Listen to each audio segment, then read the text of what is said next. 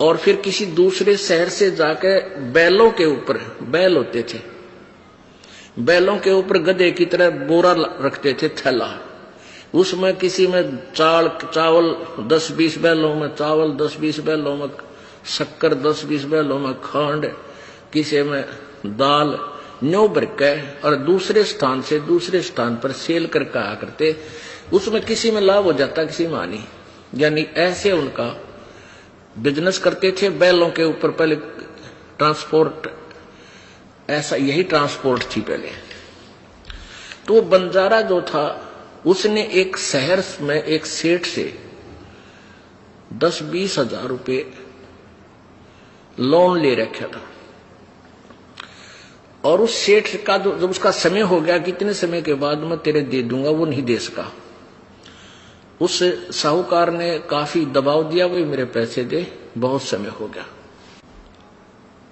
उसके पास एक कुत्ता था, बंजारे के पास, बहुत ही वफादार।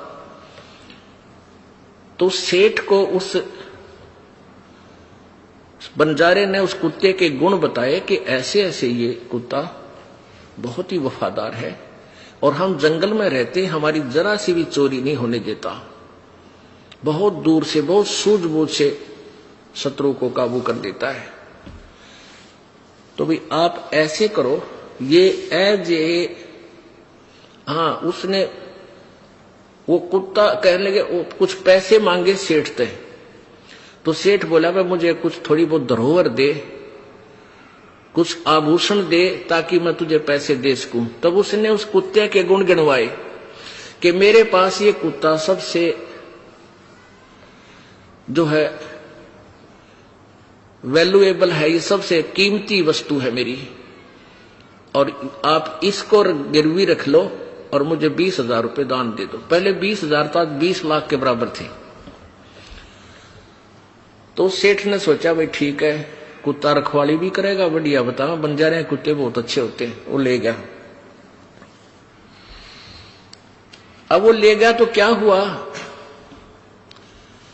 एक दिन सेठ के घर पर चोर आ गए, चोर के डाकू आ गए, और बंदूक, तीर, गोली ले रखी, बंदूकें।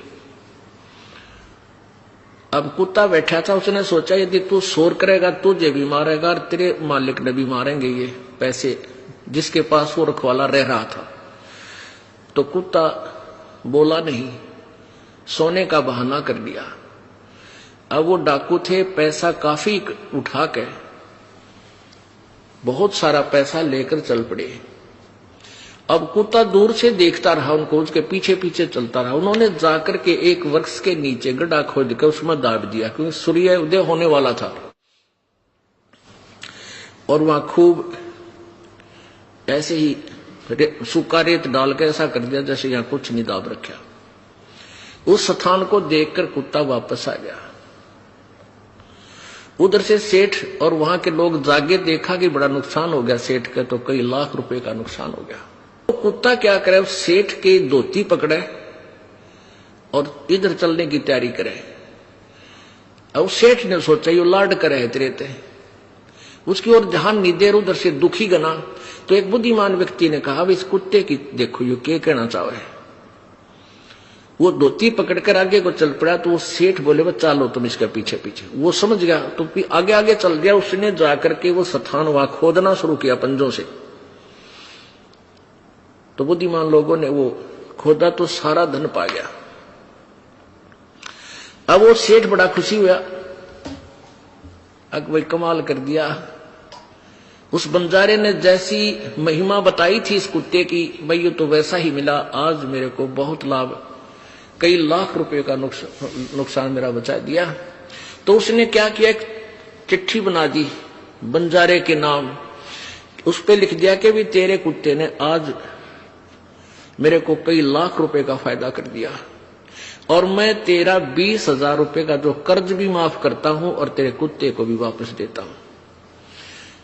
और वो लिख कर सारा उसके गले में चिट्ठी बांध दी और कुत्ते को भेज दिया। कुत्ता समझ गया। वो जब बंजारे के पास आया तो उसने दूर से देखा कि कुत्ता आ गया, और पहले व्यक्ति अपने कारोबार में जुबान के पक्के होया करते हैं, और जुबान के पक्के होते थे तभी उनके सौदे आगे चलते रहते थे, उधार मिलता था। तो उस बंजारे ने सोचा, यो कुत्ता आज मेरी बेइज्जती करा दी इसने, और धोखा देकर उस सेठ को छोड़कर आ गया। और वो क्या सोचेगा कि उस बंजारे की सूझबूझ की चाल थी, इस कुत्ते को समझा के भेज रखा था, तू बाज जाइए, इसने तो मेरी नाक काट दी।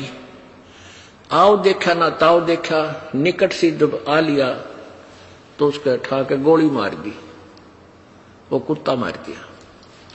अब उस कुत्ते में उसका प्रेम बहुत था, मार भी दिया, लेकिन फिर उसके गले से निकट जाकर चिपट कर रोने लगा। उसके हाथ में वह पर्ची आ गई,